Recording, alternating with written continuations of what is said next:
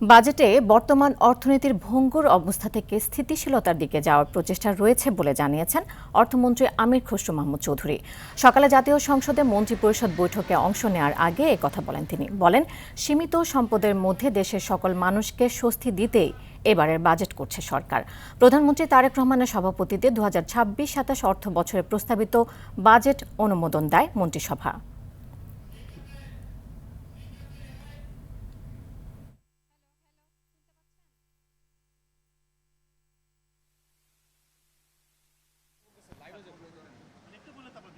এটা তো আমার প্রথম বাজেট না, এটা বাংলাদেশের অনেক দিন পর, এটা জনগণের নির্বাচিত সরকারের প্রথম বাজেট।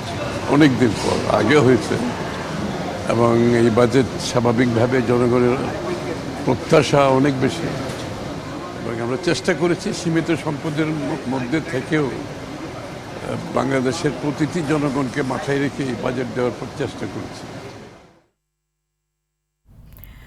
দর্শক, এই মুহূর্তে জাতীয় সংসদ ভবন থেকে সরাসরি যোগ দিচ্ছেন সহকর্মী সাদিয়া কানিজ। সাদিয়া, বাজেট পেশ নিয়ে সংসদ ভবনে বর্তমান চিত্র জানাবেন আমাদের।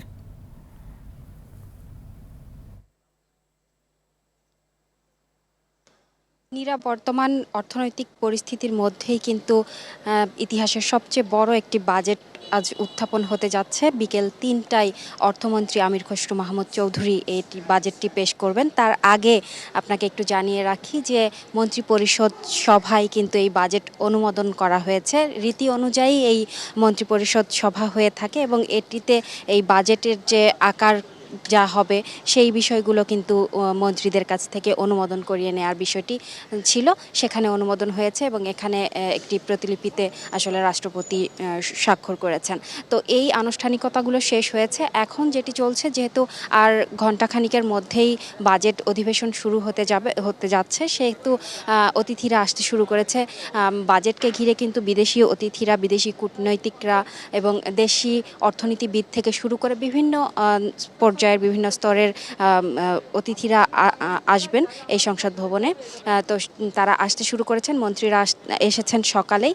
তো সেই জায়গা থেকে একটি আয়োজন তো আছেই, সেই আয়োজনগুলো সম্পন্ন হয়েছে এবং নিরাপত্তা ব্যবস্থাও জোরদার করা হয়েছে। আপনি জানেন যে এবার বাজেটে আসলে আকার অনেক বড়, সেই জায়গা থেকে কিন্তু মানুষের প্রত্যাশাও অনেক বেশি। যেহেতু বিএনপি সরকারের এটি প্রথম বাজেট নির্বাচিত সরকারের, সেই জায়গা থেকে কিন্তু মানুষের প্রত্যাশা বেশি। তো বাজেটের আকার বড়, ঘাটতিটাও কিন্তু বড় আমরা দেখতে পাচ্ছি। সেই জায়গা থেকে এই ঘাটতি পূরণে সরকারের কি কি চ্যালেঞ্জ রয়েছে, এই ঘাটতিগুলো পূরণে সরকার কোন কোন খাত থেকে এই ঘাটতিগুলো পূরণ করবে, ঋণ নিতে হবে কিনা, সেই বিষয়গুলো থাকছে। এবং আমরা সরকারের পক্ষ থেকে বিভিন্ন সময়ে অর্থমন্ত্রী এবং সরকারের বিভিন্ন পর্যায় থেকে বলতে শুনেছি যে সামাজিক নিরাপত্তা, অর্থনীতিতে শৃঙ্খলা ফেরানো সহ বিভিন্ন বিষয় এই বাজেটে প্রাধান্য পাবে। এবং যেহেতু নির্বাচনী কিছু প্রতিশ্রুতি ছিল বিএনপি সরকারের, তো সেই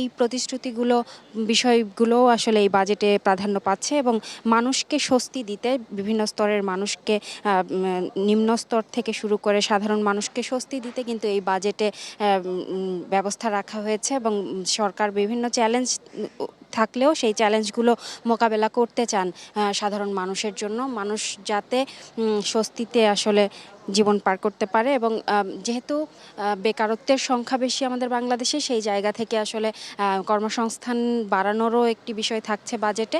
এবং বাজেটের লক্ষ্যমাত্রা যা আছে সেটি যেহেতু করের একটি বিষয় থাকছে, লক্ষ্যমাত্রা ধরা হয়েছে প্রায় 6 লাখেরও বেশি। সেই জায়গা থেকে এই করগুলো মানুষের ঘাড়ে, এই করের চাপগুলো পড়বে কিনা, সেই বিষয়গুলোতে মানুষের কিন্তু আগ্রহ রয়েছে।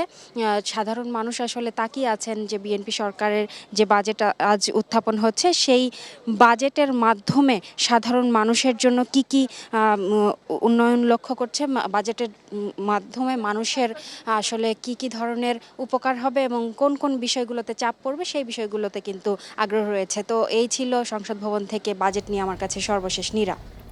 সাদিয়া, আপনাকে ধন্যবাদ।